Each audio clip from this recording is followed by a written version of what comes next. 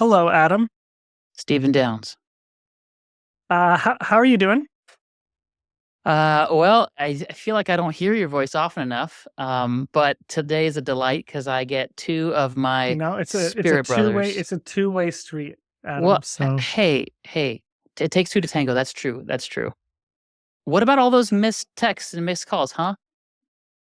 okay. Anyway, so today we have I a like how fan. you skirt this. Well, So there's a okay, so delay. today we have a great episode, guys. We are very very fortunate to have our second guest ever. Um, his name is Diego Ugalde, and he is you'll hear a lot about his life, and he is a former Navy SEAL, now coach, and who specializes in not only leadership coaching and training, but also helping veterans, especially his fellow Navy SEALs, through psychedelic healing experiences, which we are going to talk all about today. So the name of the game on this episode is we're talking about spirituality and psychedelics, and focusing on Diego's great new book.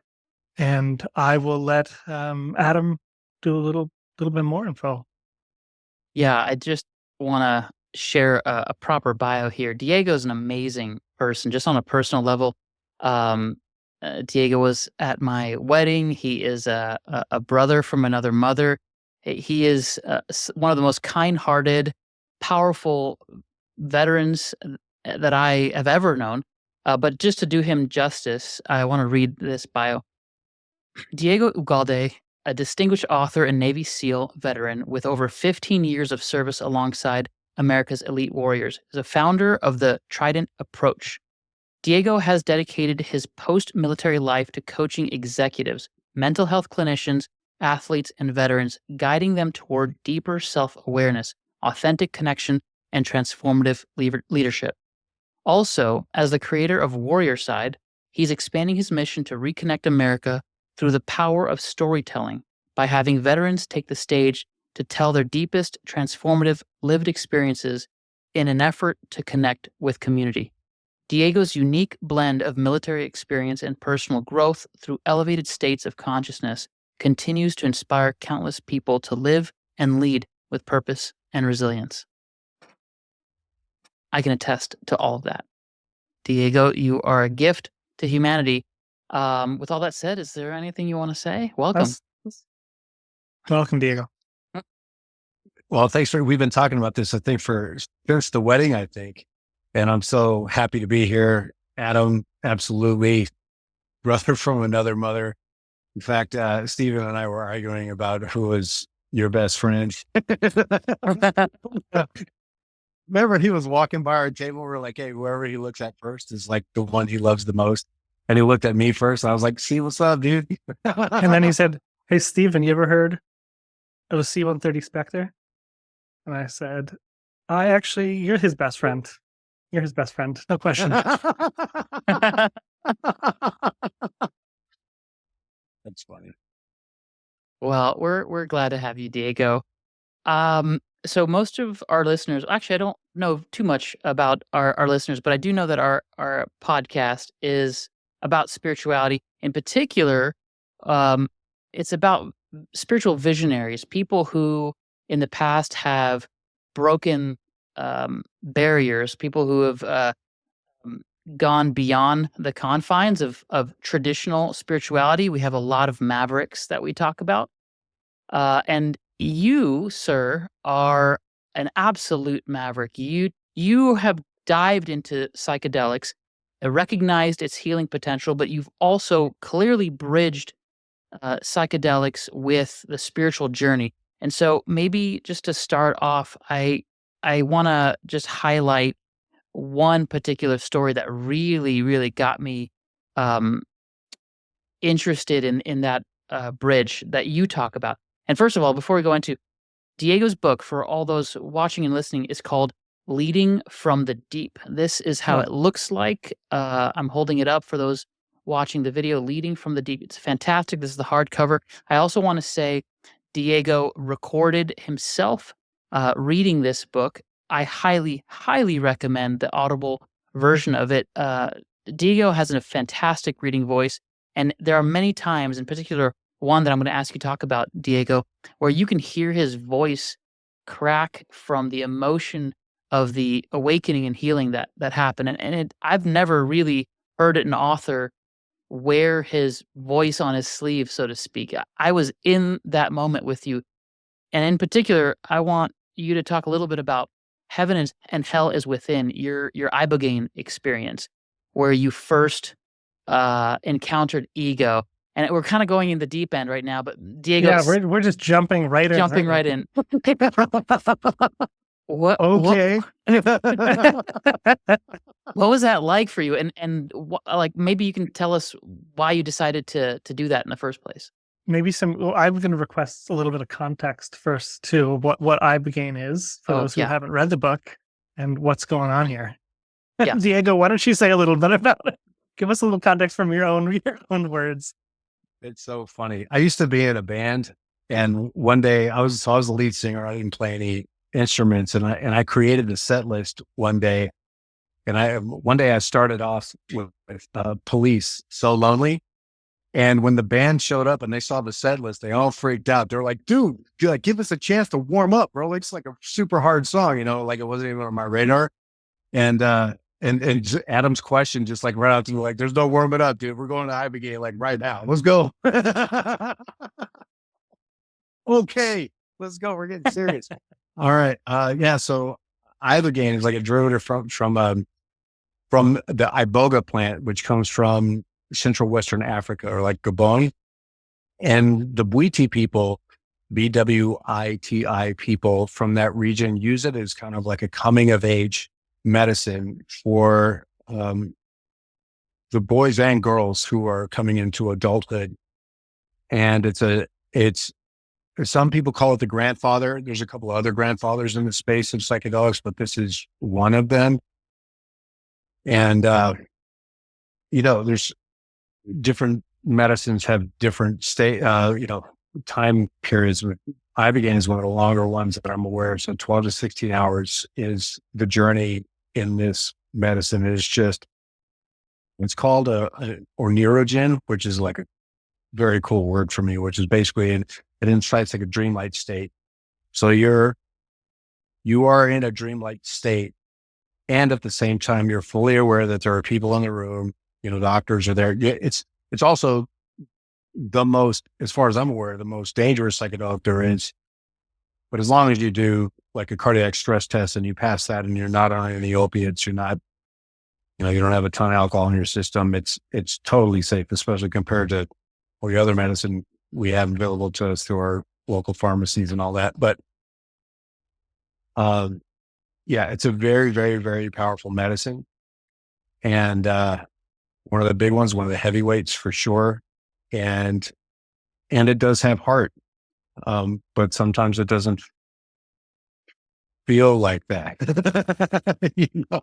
Yeah. When you say it has heart, you mean there's like there can be a soft side to the experience, but you're also saying it can be harsh. Yeah. So I have the first time I did the medicine, I had a friend who was going through with me. I was taking Ibogaine because I didn't even have questions about what was going on. I just felt lost somehow. I just felt like I wasn't doing the best that I could. And there was more that I could do, more that I could know. I honestly didn't really know what I was doing there, but I knew that I felt like I needed some kind of help somehow. And then I had a friend that I was going through with, and during like our initial talking circle, he said, "Hey, just so you guys know, I'm not in trouble or anything, but my 18-year-old son just died from cancer. His name is Sean, and I got to be honest with you, I don't necessarily see any real reason to go on living. I don't have any plans, I don't have any intentions to kill myself, but life is fairly useless to me these days." So I was going through my journey later on that evening and just getting like celestially thrashed. And one of those speed bags that a puncher, like that's not enough. It was more than that. It was like these fiery whippings from all that is for 16 hours getting my ass kicked. Every once in a while, I was telling you, you also can be aware of what's going on in the room. I, from time to time, I thought about Jim, and I was like, oh my God, this poor guy has no business, experiencing, what all this stuff is. And the next day, when I was able to finally manage the strength to stand up and walk around, I ran into Jim and I was like, dude, how are you doing, man? He's like, amazing. And I said, what? And he's like, dude, Ibogaine held me all night. It showed me where Sean is. He's okay. I'm okay. Literally everything was fine. And I was like, fuck you, dude. Like, I was so mad. I just spent 16 hours going through like the gauntlet of hell. And he said, like, Ibogaine literally held me all night. So I was just like, it was such a cool thing to see, like the heart that Ibogaine is capable of showing those who really needed it. Apparently didn't think I needed much tender loving care. So.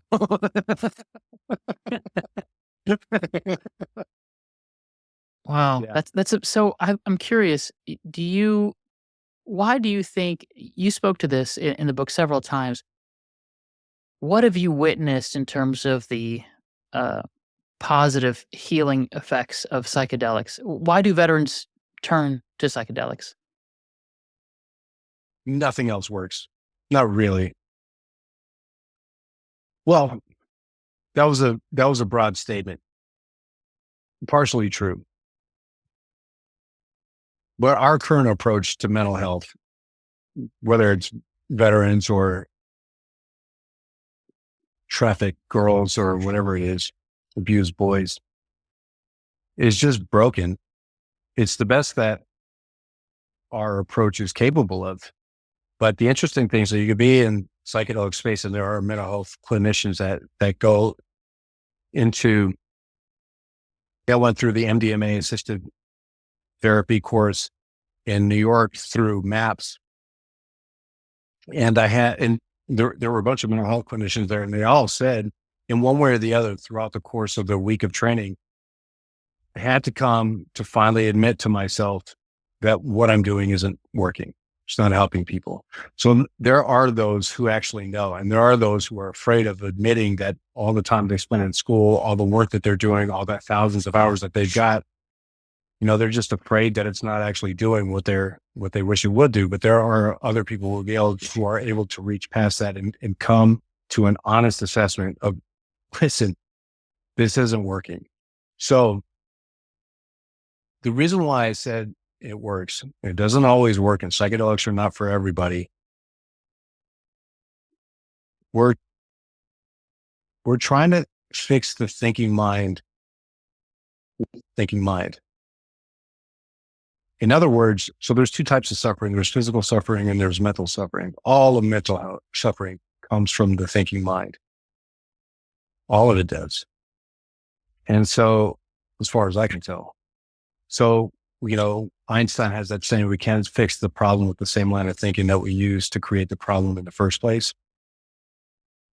There has to be a way, if the thinking mind is the problem itself, if you want to call it a problem. You don't, I just did. I'm the one to call it a problem. If the thinking mind is considered to be the problem, then there has to be a way to transcend the thinking mind in order to help.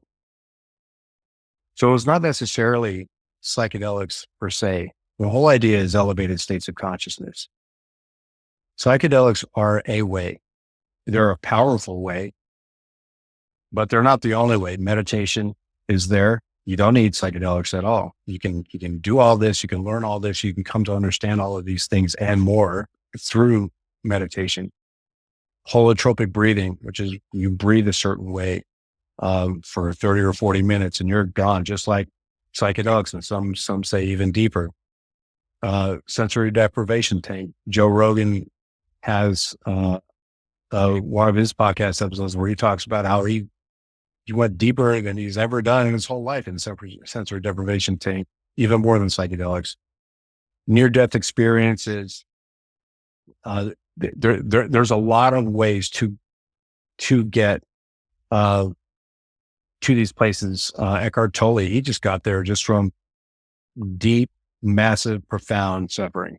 And that's it. And somehow in his way, he was able to look under the veil like, oh, wow, there's this whole other thing here. So psychedelics help getting people to elevated states of consciousness. When you get to an elevated state of consciousness, you can see that the things that you are experiencing through the mind, almost all of it, if it's suffering, almost all of it, there's no need. There's lessons. There are things to learn and gain and grow and strengthen and develop from, but there's nothing that requires you to suffer to the end. Almost the suffering may be required for a moment so that it catalyzes you through transcendence, but nothing more, kind of thing. That's why psychedelics are so powerful. That's why they work when they do. This is a long answer, but I will say that there is a caveat to that. Psychedelics can show, and they're also medicine. So in a way, they give you crutches to walk with so that you're handling these issues in a better way. But in the end, over time, whether it's 1 month or 3 months, these medicines start to fade, and all of a sudden the crutches are gone. So if you haven't done any work to help balance your state of being with this new logical awareness, you can be just as messed up as you were when you started. Be like, hey, this didn't actually work. What happened? It's like they're there to help, but you have to do all this work to build up all the supporting muscles and bone structure around this whole thing so that when the medicine does fade, you are in a much more powerful state. That's amazing. Thank you. And Stephen, jump in if you want to. Yeah. That's kind of where I wanted to go. You kind of went with it. So my experience reading the book and listening to the book, Diego, was that there were a lot of times when I recognized, like you were pointing out deep truths that I've also found through meditation. And a lot of the experiences that you've described are similar to experiences that I've had in meditation. And every time I was listening, I was kind of like, okay, where's he going to go from here? Where's he going to take it? Like, does he keep going? And you kept going. And it was so beautiful. And so one of those things you ended up on, which you just kind of ended up on, is spiritual bypassing, and how, in the meditative world, because I think I've like messed around with psychedelics, never like this. I did like salvia when I was in college or something, and it was a horrific experience. I didn't like it at all. But I've never done any deep, like intentional psychedelic work. This book, I will say, definitely may be interested in finding out more for sure. But with spiritual bypassing, so like, just for those who are listening, maybe you don't know what that is. It's basically, if I could say it in one sentence, it's thinking you're somewhere you're not. So it's thinking that you are more awakened in a higher state of consciousness than maybe you really are. There's several kind of classic signs of spiritual bypass, which are one I'm most familiar with myself is saying, all these people aren't as in high a state as me. What's wrong with these people? That's a classic spiritual bypass moment. And so anyway, so this is a very common, extremely common, maybe the most common experience for anybody who's meditated or practiced a long time. And you could write many, many books about it. But in terms of psychedelics, you talked about it in your book as well. And I'm curious if you could, well, I'm not curious, I'd like you to speak a little bit more about how it manifests in the psychedelic world. Because there's a lot of similarities, I think. I was connected with somebody who had actually reached samadhi, and she and I were talking. She hadn't reached it, I think, back in like 2016. So that was whatever, a long time ago, based off of when this conversation happened. And she was like, I'm interested to hear more and more about this psychedelic thing, because I think you might be missing something that's just not attainable unless you go into meditation. And so it was really cool. She and I had really, really, really great conversations about it. But yeah, one of the concerns that she had, because she didn't have any real personal experience with psychedelics, I think was a really valid one. And what that is psychedelics can launch you like almost like in an instant to some place, especially for those who don't have a spiritual practice or mindfulness practice or anything, to this whole brand new state of. And so the analogy that I use, and it's temporary, you work and earn your way there through meditation. It's slower, but you get there when you're there. The sense that I get is you're really there. And psychedelics, you're like, boom, see, check this out, visit everything. And also you're gone again. And you're like, oh, wow, I saw this. So the analogy that I have is the one of Leif Erikson, where, Leif Erikson, we think is the first European to discover North America. So you can imagine on his first night of leaving with all the rest of the Vikings from Norway, sailing west across the Atlantic, like the first night of his voyage, psychedelics comes and whisks him individually, instantly away to Newfoundland and sets him down on the ground in Canada and says, Leif, look around. This is Canada. See the trees and the oceans and the deer trails and the people.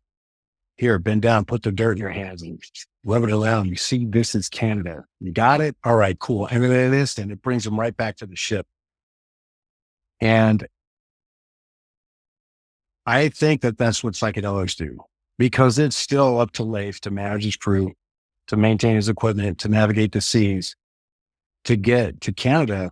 But this time he knows where he's going. He's seen it. He was there.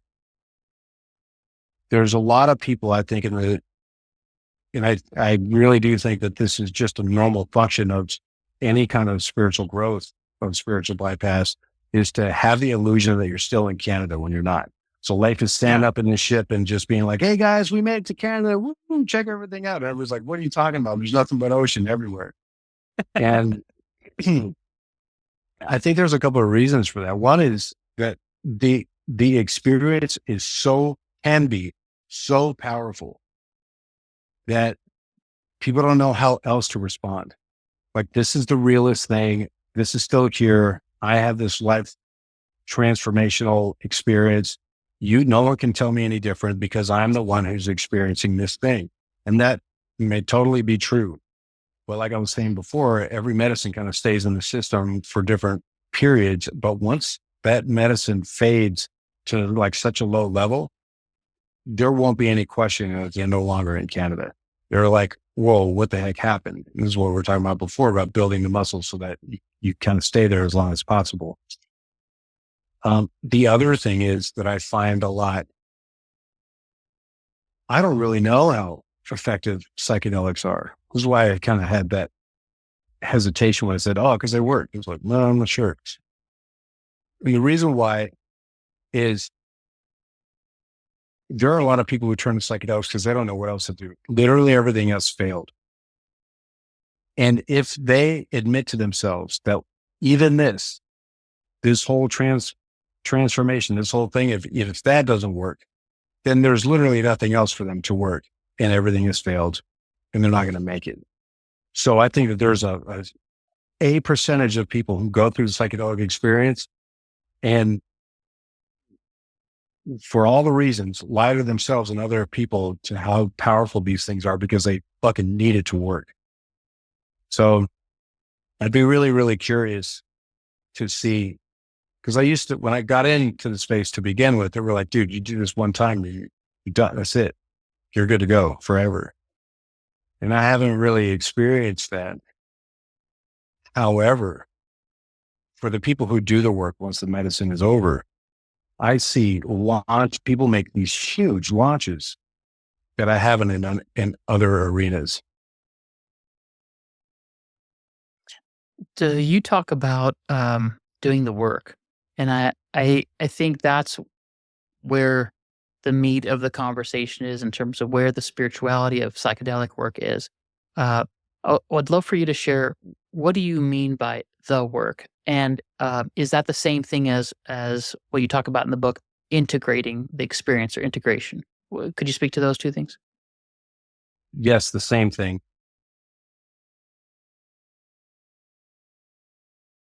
When someone has these powerful transformative experiences in the medicine, their logical awareness goes through some sort of wormhole. It has this thing almost, you could say something like, just be. When you're in the medicine, you know what it is to simply be. And then you come out of the medicine and the medicine is gone. And then like, I am just going to be, and it's not there. You don't have the crutches anymore. So it's not as easy. And some people will be like, well, this is broken. This doesn't work. Or, well, I guess I had it, but I don't have it anymore. So they just leave it alone.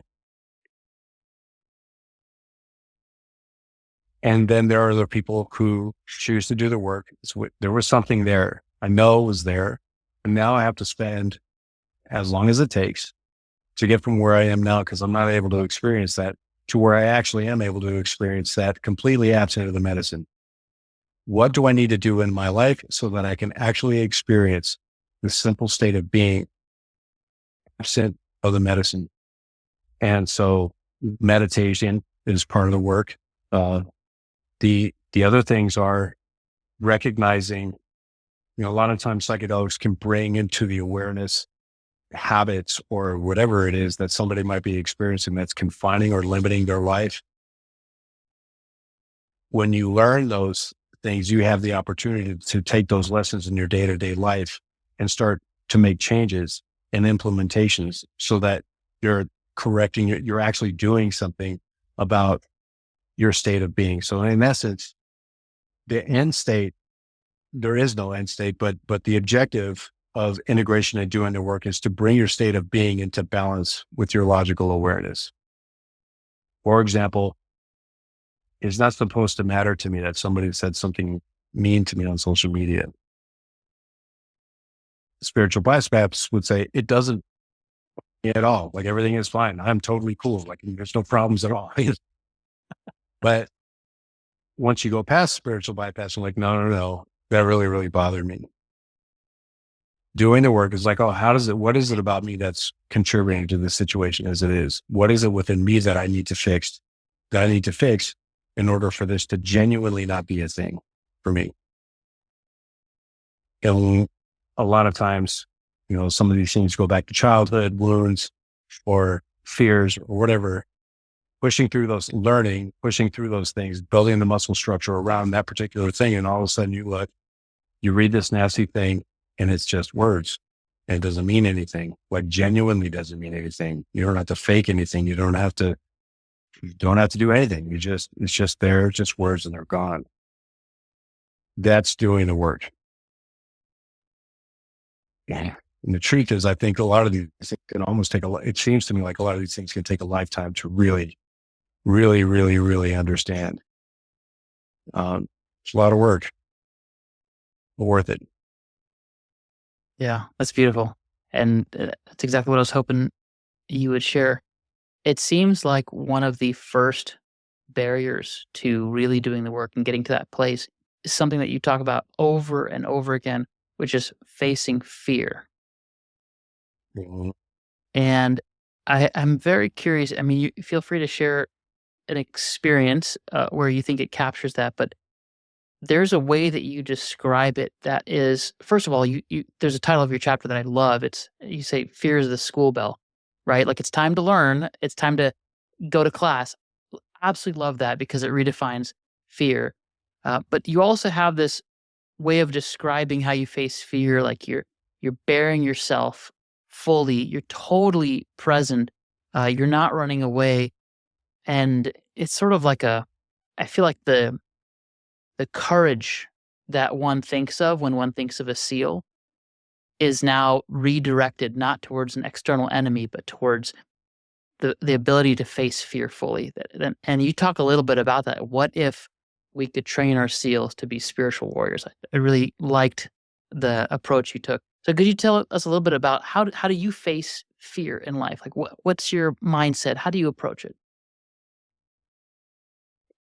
This is, for me, has been actually a relatively recent thing that has come to me over the past couple of months where I think we've had discussions, Adam, about the limitations of language. There are just being, or the ocean. Right? When you say the word, do you even know do I even know what the ocean, do I even know what I'm saying when I say ocean? Just like all that is the ocean. It's like, no, I don't. I'm just like, there's the ocean and that's it. So I don't even understand fully a lot of the words that we only have to describe certain things. And I think fear is one of them. There's a fear that exists for good reason. For example, you're standing on the shore with your surfboard and there's perfect waves going off, but there's like a pool of like 15 great white sharks just swimming in circles right around where you're about to go in. There's a fear that you'd be like, it would literally be stupid for me to go. Who knows if they're hungry or not, but who wants to find out? You know what I mean? Maybe I shouldn't go in because if I do, I could get my face ripped off. So I'm not going to do that. There's a fear there that is there to ensure our longevity or whatever it is. That distraction mechanism didn't work very well for me in my life. Mine was kind of broken and defunct, but whatever. I did stuff all the time. It didn't make any sense. But I also lumped in all kinds of other things with that word fear that were basically confining me, but that were different. And a way that I can use to explain that is, we just did a corporate event where we were going to put all of these people of the full spectrum of physical fitness levels through a Navy SEAL team building event where people were going to have to do push-ups and stuff like this. And so the anxiety and the level of the energy in the room was just like, you almost have to like cut through the room. It was just like, there was all this stuff. And I was like, in our culture, we classify this as being fear. Like you're afraid of what's about to happen. And I don't think that's the case at all. I don't think it's fear at all. And the reason why is just pay attention to how you feel right now. And then when we're done, we're going to come back and I want you to pay attention to how you feel now that you've got through it.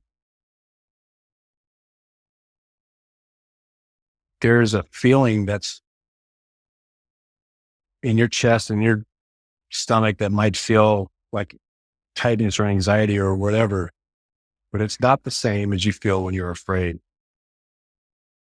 And the more I think people get used to that feeling and understanding that feeling and then pushing through it and then going ahead with that. And then on the other side, they feel more powerful. They feel stronger. They feel lighter. They feel wiser. It's not fear, it's divine guidance. Why this matters is because I think when it's so easy to be like, I'm not doing that. I'm afraid. Oh, of course. Who would want to do something they're afraid of? It's a lot harder to say, I'm not doing that. That's divine guidance. It's like, you sure you don't want to do that? That pain, that tension, that tightness or whatever is the toll, the toll amount that you've got to pay in order to get the gift of what the gods are trying to give you. So in my world, it would be so cool if we were no longer allowed to call that fear anymore. Like, call it what it is in my mind, right? What it is in my mind is divine guidance, which is a complete and total shift away from everything. Like you don't have to worry about, I'm not going to die because of this. I'm going to become stronger because of this. This is an opportunity this is a gift instead of something I should avoid. So that's one thing. What I did pretty much my whole life before I found any elevated states of consciousness, or I lumped it all in with fear and I just pretended like it didn't exist. And for all kinds of reasons. One, I wanted to find value as a human. Like I wanted some sort of acceptance in the tribe, which is like one of the fundamental core elements of living as a human. I didn't feel like I got that a lot. So I was like, well, what do I need to do to stand out so that somebody in the tribe accepts me? So I'm just going to I'm going to do all the dumb shit. I'm going to do all the crazy stuff. And that's going to be my value to the tribe. Like, oh, Diego, man, long time ago in the 80s, there was like that food commercial, like Mikey likes it. Like everybody just gave Mikey everything to eat because they knew he was going to eat it. Like I would do that with all the dangerous stuff. So like Diego did it. Did it. And yeah, it's just, it wasn't for any other reason other than like, that's how like fear of broken bones and all the stuff was nothing compared to the fear of not being accepted. So I did all that stuff. And when I did that with zero awareness of my mind, I was hurting myself.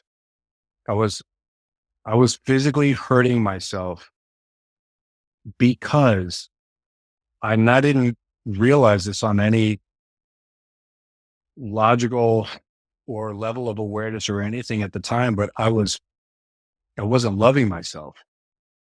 I was just like literally my body doesn't matter. So I'm going to do this. And so my body's like, yo, what are you doing to us? You know, and my legs and my back, like, what are you doing to us? I didn't see it like that, of course, back then, but I see it for what it is now. And just lack of awareness, lack of understanding so many things. But I'm not alone in that. I think there's a lot of people in the SEAL community who are just, there's no excuses and nothing matters. You just get the job done regardless of what it takes. You know, how many people have run into a hail of gunfire to do whatever it is they need to do and just not made it out the other side. And it's, hey, that's just the way it is. I'm not saying there's anything wrong with that, but it's a shutting down most of the time.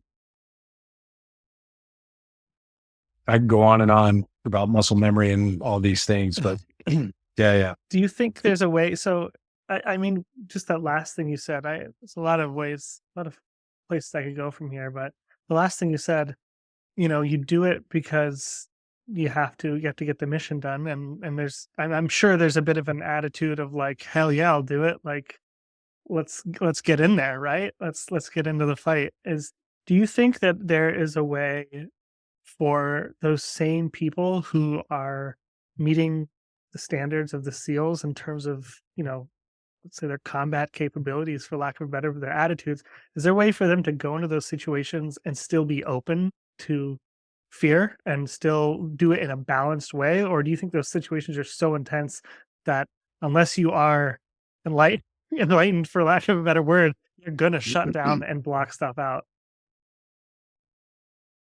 I was watching a movie recently. It's a true story about, I have to find it, but it's about like one of the very first things that went on in Afghanistan, right almost immediately after September 11th, where like a couple of Green Berets inserted into the country, and you know, it was the Wild West out there. Like they were fighting on horseback and all this stuff. But I watched the portrayal that they had of the Taliban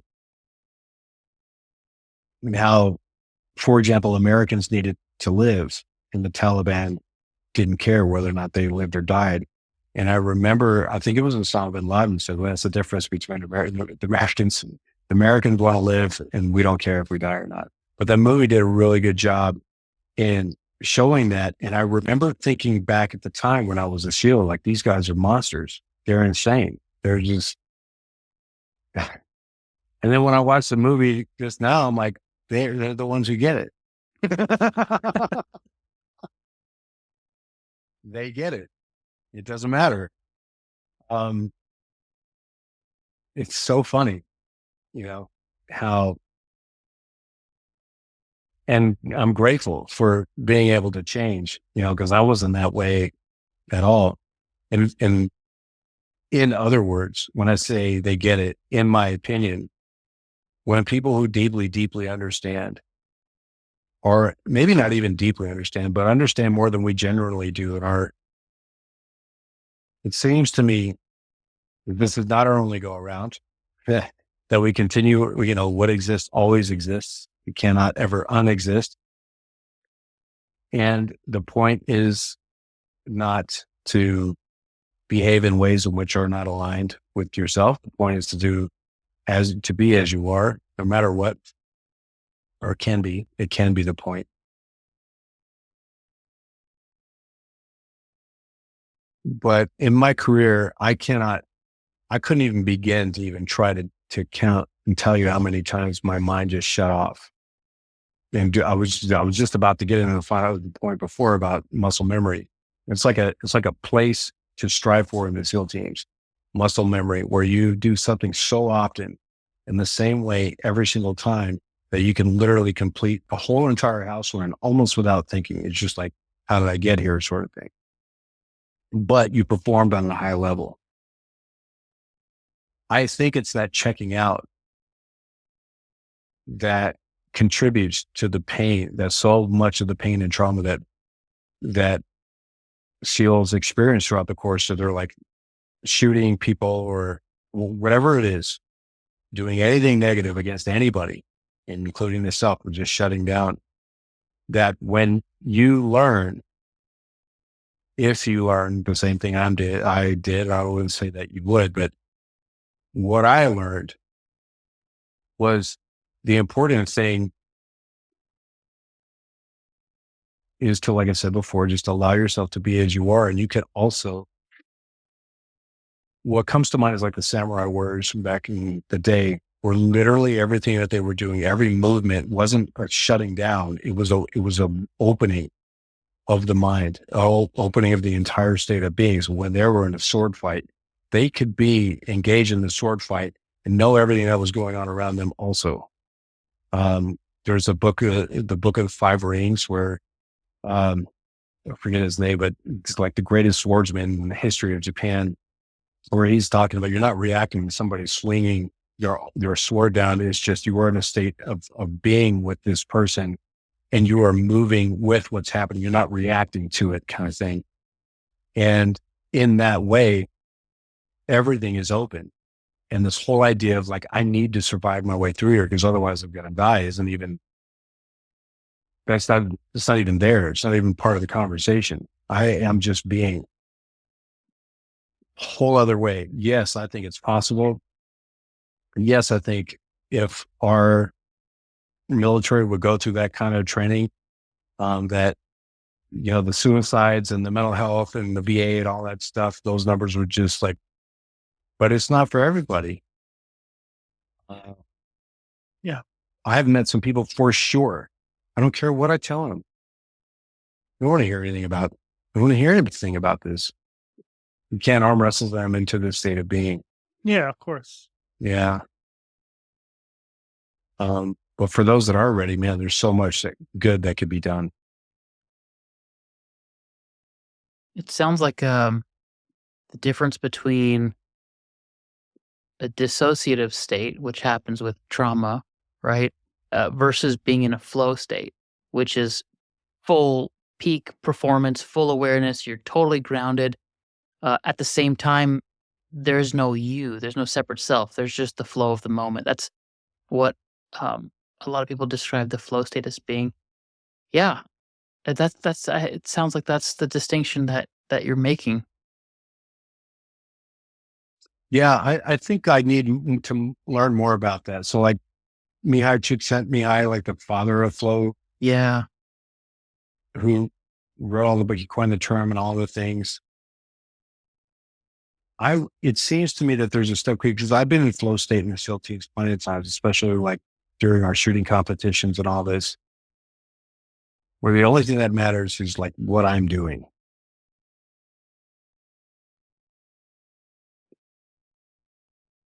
But I don't think that I was ever in this expansive awareness state. You know what I mean? Like I was hyper. Yeah. Yeah. Here, like in my dashboard. Like I knew everything that was going on in my dashboard. But I think that there is a way to even transcend that, where it's like you're hyper aware of all that is. Yeah. Which I don't think is flow state, or at least that's what I mean. I think I need to, maybe for all I know it is, I just haven't, you know what I mean? I don't know, but Yeah. there seems to be I feel like it's above, it's different. I feel like it's different. Although I don't know, there's stories of our backgrounds here, like stories of spiritual masters who do things like difficult tasks that are completely flawless and perfect in every way. That's not just flow state. They didn't know how to do it before they did it, right? There's no like, I'm going to repeat this 10,000 times until it's muscle memory. It's so far, it's a completely different thing at some level, I feel, for those masters, Yeah. that's my, Beyond my I don't- experience. yeah. I mean, it's so interesting because so much of this is directly, I mean, it's a direct correlate to the spiritual path. And I, I, before reading your book, I wasn't really, definitely not against psychedelics in terms of like, uh, don't do them, but I definitely had no interest in them just because I felt like my path has been, um, really rounded and thorough in a lot of ways. But it's so amazing. You speak about it so well it's everything you're talking about, spiritual bypassing. I can't tell you how many times I spent a long time thinking I was somewhere else than I wasn't. Like how many times that has happened. I mean, Ab and I have talked about, in our earlier episodes, we had this kind of running joke where I would ask Adam, "Hey, does enlightenment exist?" And we had this whole running joke about it because we finally decided that like enlightenment doesn't exist because there's nobody to be enlightened. There's really nobody there to be enlightened. And these are all things that you've talked about in your book in different ways, in different languages. But it's so cool, and the book is so well it just communicates it. You communicate it so well that I found everything you were saying. I thought absolutely, this is exactly. I mean, I don't know how long I've been. I mean, I've been meditating for a long time now. My voice is not coming through. I hear you Yeah, fine. Okay, cool. The levels look weird. Great. Ignore that then. Um, Strong meditating for a correlate. very long time, and I've had experiences that would be considered psychedelic just from meditating, but all of the same truths are present. There's nothing I heard you say was any different other than that in one situation, you know, I might have been meditating for 7 years before I had some crazy like trippy experience meditating. Whereas at psychedelics, you could then, you know, take the medicine and then be gone. That's the difference, and then I can see that when you're doing psychedelics, if you come, especially like SEALs, right? They're not necessarily, they don't have a background in meditating. Someone who's meditated for a long time takes the medicine, they come back, they continue to practice because the practice is the ground. But I can see it being a huge struggle for people who are for like veterans or anybody. It doesn't have to be a veteran, but someone who's doesn't have the ground and practice to then be blasted into outer space and to come back to exactly who they were beforehand in terms of practices, in terms of habits. I can see that being very difficult. Yeah. You might have noticed me laughing when you were talking because you were talking about the conversation that you and Adam were having about enlightenment. I was laughing because Adam and I also had a conversation about that. He came out, so the Trident Approach to Lake I Tahoe. heard, yeah. And so we had this long drive because we drove there. So we had this long drive back. Do you remember this conversation, Adam? Mm-hmm. Yeah, it was a great drive. Do you remember what we settled on? I don't know. Shut the fuck up and do the dishes. Oh yeah, I remember that. Yes. We were trying to, what is it? What is it? It's like, you just need to shut the fuck up and do the dishes, man. That's it. That's exactly right. Yeah. It's exactly right. Yeah. That's a good conversation. It took us like 4 hours to get there. It was Yeah, I mean, good. I'm guessing I'm gonna guess from the shut the fuck up and just do the dishes that even though I wasn't there, I mean that's kind of what at this point in my life and the experiences that I've had that I've come back to is when I'm really honest with myself, I have no idea where I'm at or where I'm not at. I have no idea. And I don't need to know. I just need to do the dishes. Like none of it. And when I reflect back on my most powerful, profound spiritual experiences, none of them had any trigger that I could identify. None of them had any sort of like, oh, if I do this, like I can't repeat it. And if I hold on to it, when I hold on to it, it becomes static. And that's when that causes pain. You just have to let go and just do the dishes. And so I'm guessing that that's where you part of the conversation. Well, the thing is, both Adam and I are teachers, and we're trying to figure out how to Is communicate Adam this. really a teacher? Oh gosh, yeah, yes. The answer to me, Pretend. I pretend to be. I think we all pretend. Not pretending to me, but where not talking thing came from is that I don't know, and there's no way to know. So what am I to teach? Who am I to teach? As if I know, and work needs to be done. So help out around the house, make it happen. Anyway. But that was cool. I was happy to bring that up. And then to your question about meditation versus psychedelics, I can't remember if this made it into the book or not, but there was a really cool story where they were talking to this Buddhist monk about psychedelics, and so they gave him acid. Yeah, you put that. Okay, but tell it anyway. Tell it anyway. Yes, yeah. It's a great story. So he goes, "What'd you think, man?" And he's like, "Well, with psychedelics, I could see God." And they're like, "Yeah." They're like, "But with meditation, I know that I am God." And they're like, "Oh, fuck,"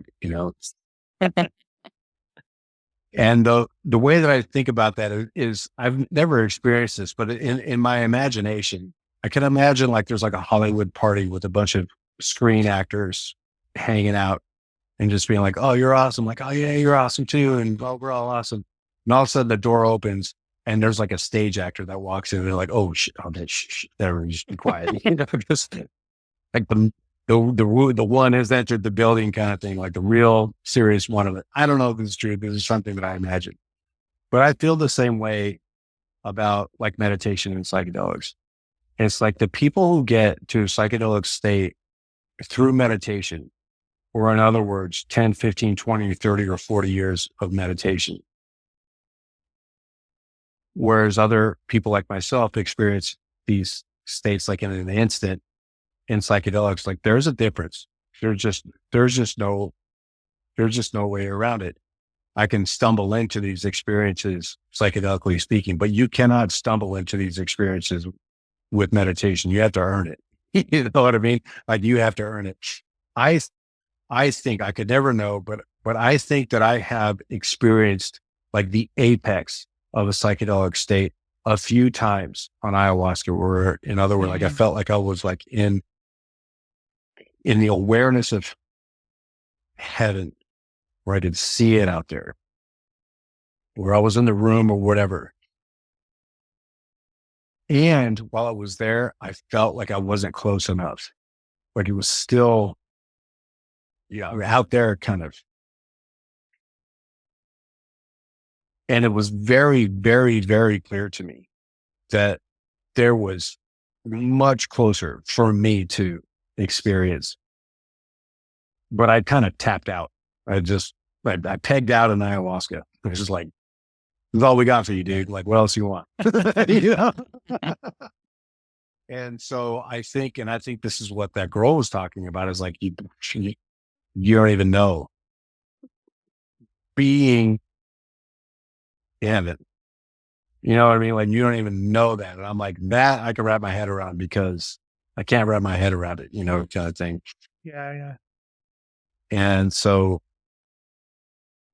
these days I meditate, and I also still do psychedelics for all kinds of reasons.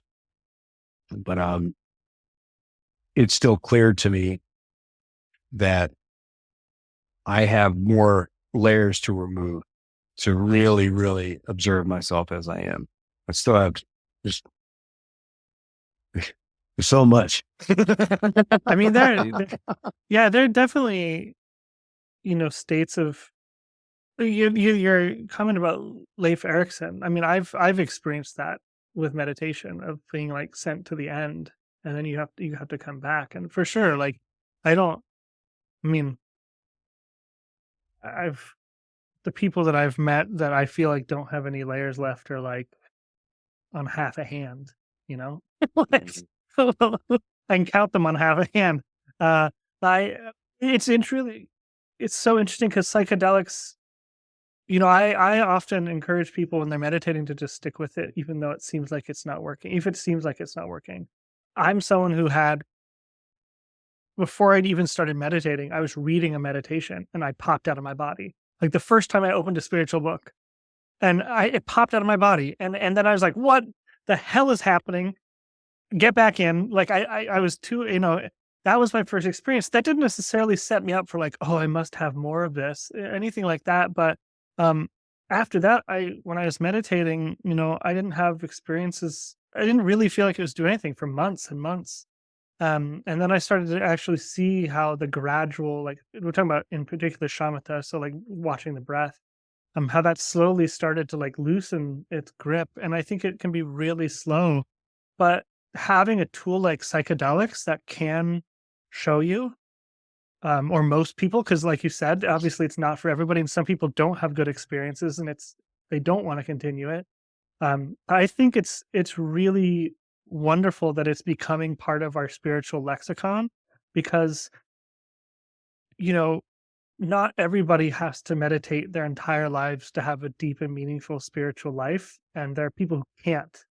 And it's no for me it's if you can do it in a structured environment with someone who knows what they're doing, there's like going to therapy with a really good therapist and going to therapy with someone who's really shouldn't be a therapist. Like you can have both experiences, and the same's definitely going to be true for I mean meditation or psychedelics. The same. This is we're fraught. It's the spiritual path where it's fraught with danger. And but I think it's so wonderful that there is a tool out there that can really help start people down that. And I know a lot of people come to it because they need it, right?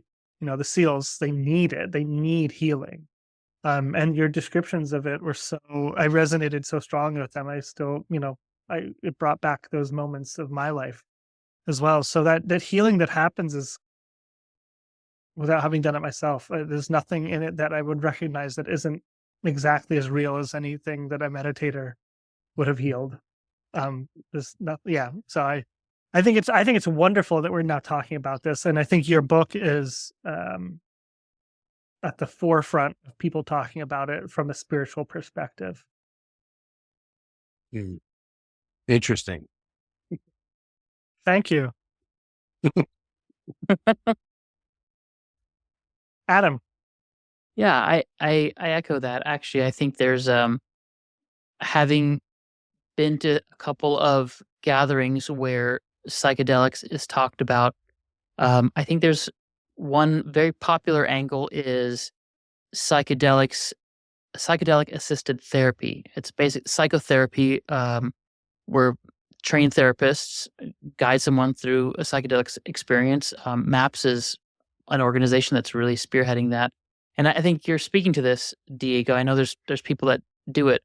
And then there's something else. There's the being on the spiritual path, being on a path to recognizing oneself, one's true nature, and awakening to that in a way that's not just about a one-off experience, but having it be the ground of daily life.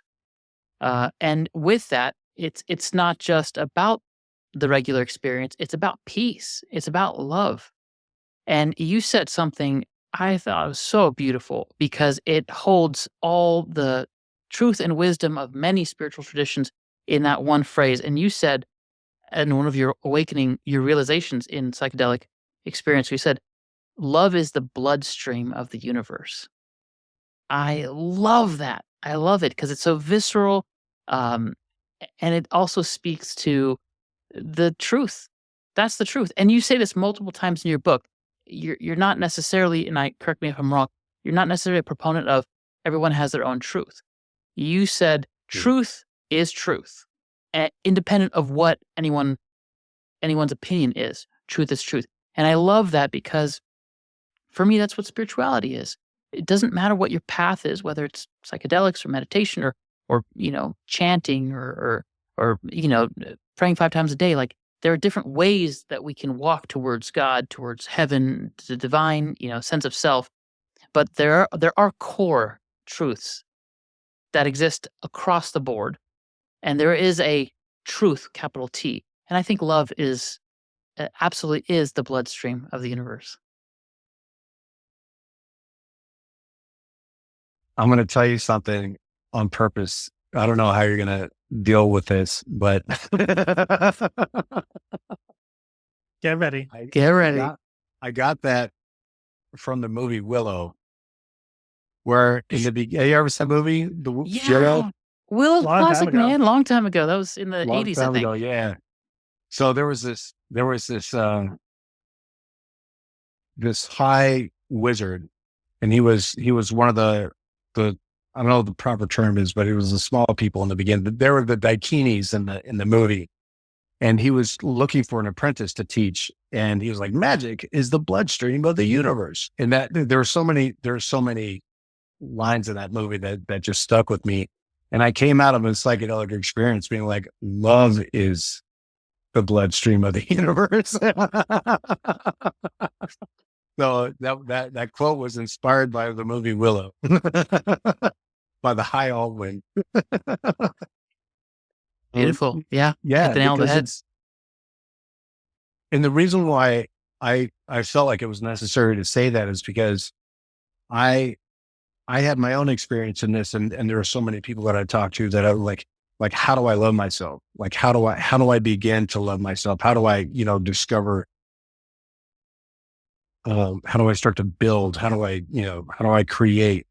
And I'm like, you don't have to. It's all already there. It's just all the static that I have that's in between my awareness and what is. So I get the biggest room in the universe and I swish all that stuff away. Love is it's everywhere. It's everything,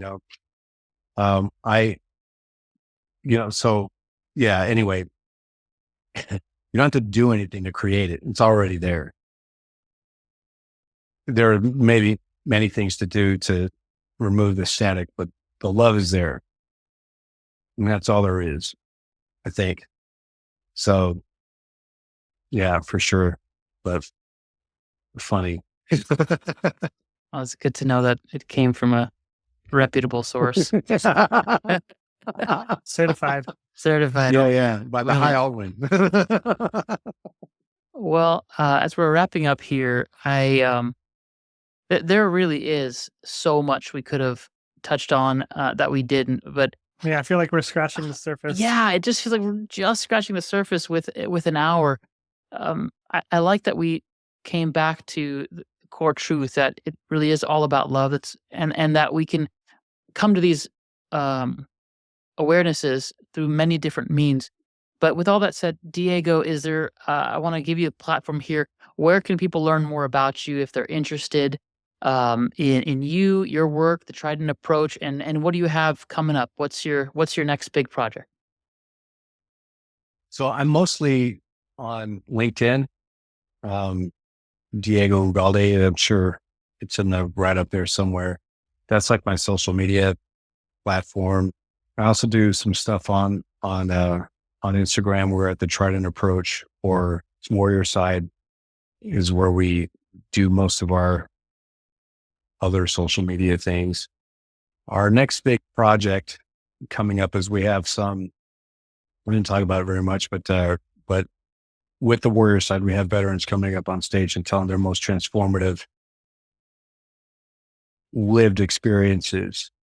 And it's really cool because very little of it has to do with combat, but the good part about it is when people in the audience, they resonate hugely. Because the whole idea is there's a stigma, there's a separation. And we were talking about mental health, and there's so many times people like, listen, I haven't gone through what you've gone through, but like, here's all my stuff. And what they don't understand is we're all the same in that way. Because once you get past like the clothing of what all this stuff is wearing, it's all the same underneath of just not understanding the mind, being disconnected from the self, not loving the self, not being present. Uh, and so with Warriorside, it gives people an opportunity to understand like their shit matters too. Like nobody else is worth more than theirs or whatever it is. And then also they get to hear from people who have in their own way transcended, and kind of touching back to what you were saying before. It seems to me as the months go by that I learn more deeply and more deeply and more deeply, more deeply that everyone is on their own path. And it sounds so simple, but I keep learning mountains behind what that actually means. That nobody, it's, if somebody doesn't dream, they're not broken. There's something else for them. If somebody doesn't resonate with psychedelics, they're not broken. If somebody doesn't know how to pray or meditate, they're not broken. Like there is something, what is it that's there that is yours, that is for you? You don't need to fit there's all these things. But anyway, that's what I love so much about Warriorside is it's starting to open up. Like maybe I'm literally fine just as I am and there's nothing wrong with me. And there are these things that I can do to help myself, but I'm not busted. I'm not dysfunctional. And, yeah, so we love what we're doing there. We're having a storytelling night with the Heroic Hearts Project, December 5th in Los Angeles.